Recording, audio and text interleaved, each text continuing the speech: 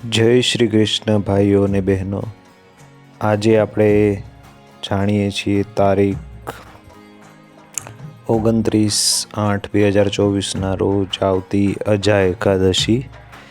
અજા એકાદશી ક્યારે છે, તેનો સમય, પૂજાનો શુભ સમય, તમામ માહિતી હું તમને આજે આપું છું. તો વાત કરીએ આપણે અજા એકાદશીની. અજા એકાદશી ભાદ્રપદ મહિનાના કૃષ્ણ પક્ષની એકાદશીના દિવસે અજા એકાદશી વ્રત રાખવામાં આવે છે અને તે ખૂબ જ ફળદાયી માનવામાં આવે છે. કહેવાય છે કે અજા એકાદશીનું વ્રત કરવાથી વ્યક્તિ તમામ પાપોમાંથી મુક્ત થઈ જાય છે અને અંતે સ્વર્ગની પ્રાપ્તિ કરે છે.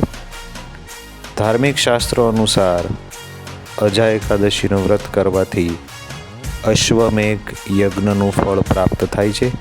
ચાલો આપણે જાણીએ આ વખતે અજા એકાદશી ક્યારે છે અને એની પૂજા ક્યારે કરવામાં આવશે.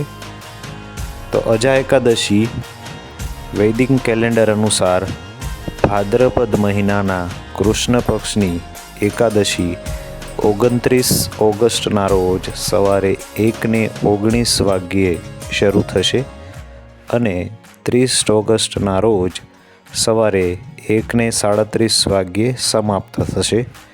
સમય બરાબર નોંધી લેજો.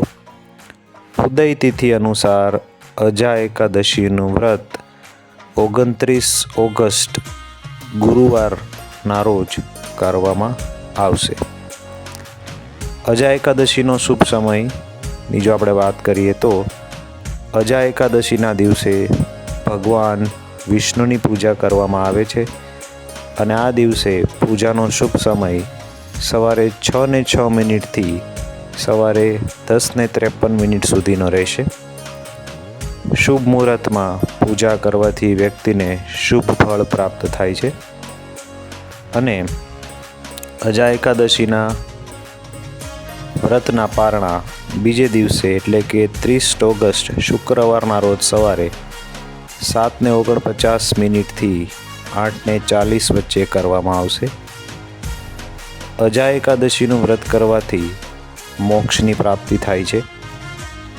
અજા એકાદશીના દિવસે ભગવાન વિષ્ણુની પૂજા કરવામાં આવે છે અને કહેવાય છે કે આ વ્રત પાપોમાંથી મુક્તિ આપે છે.